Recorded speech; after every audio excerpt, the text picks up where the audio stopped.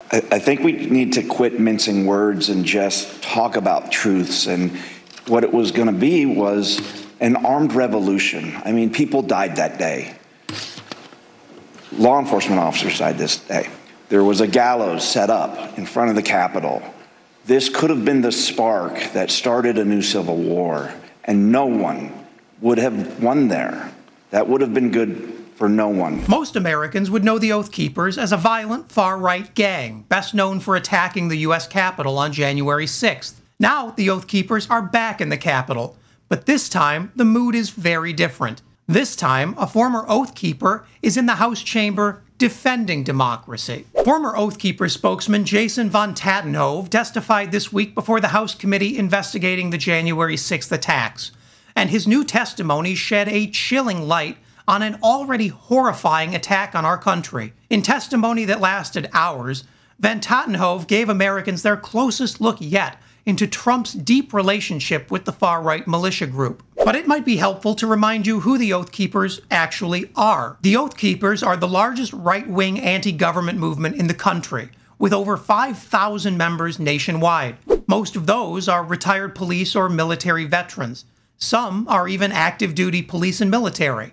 The oath they're referring to is the oath that public servants take to protect the Constitution from all enemies, foreign and domestic. The Oath Keepers were founded in 2009 as a direct response to America electing its first black president. And boy, do the Oath Keepers see an America filled with enemies. Von Tatenhove revealed that when Oath Keepers leader Stewart Rhodes called on Trump to invoke the Insurrection Act, he had a twisted motive in mind. One option was using the Insurrection Act to legitimize the Capitol rioters as a legal militia. Von Tatenhove warned Congress that if Trump had actually done that, the result could easily have been a civil war, with the Oath Keepers leading the way. The Oath Keepers' attack on democracy shouldn't surprise anyone. Von Tatenhove gave chilling testimony about Stewart Rhodes' desire to be a far-right militia leader.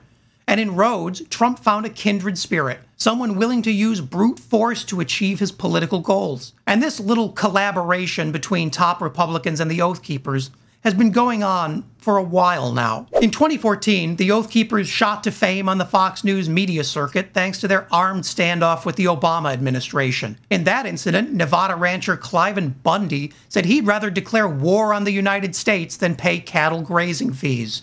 Republicans couldn't wait to embrace Bundy's cause. Before long, Oath Keepers were running security at Donald Trump's rallies. Eventually, they had a direct line to the White House and the president himself. The Oath Keepers weren't the only topic the January 6th committee tackled in their latest hearing.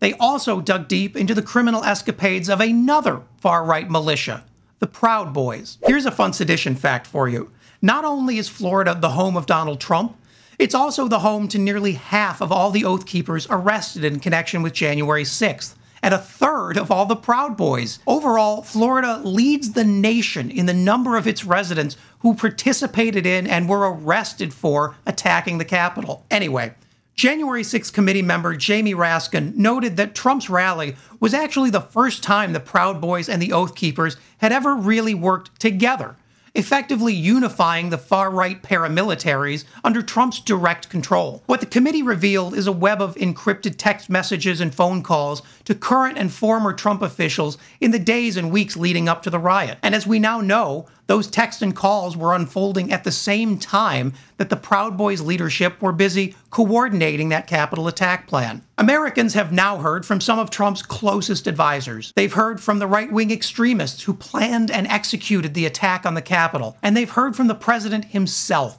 time and again in the months since January 6th, claiming that the 2020 election was a fraud that should be overturned. And now, even Trump's former bruisers are turning on him. The more Americans see, the more they're convinced that the Republican Party is complicit in criminal acts of historic scope. Which raises an interesting question. If everything we've now seen isn't enough for the Department of Justice to bring federal charges, what is?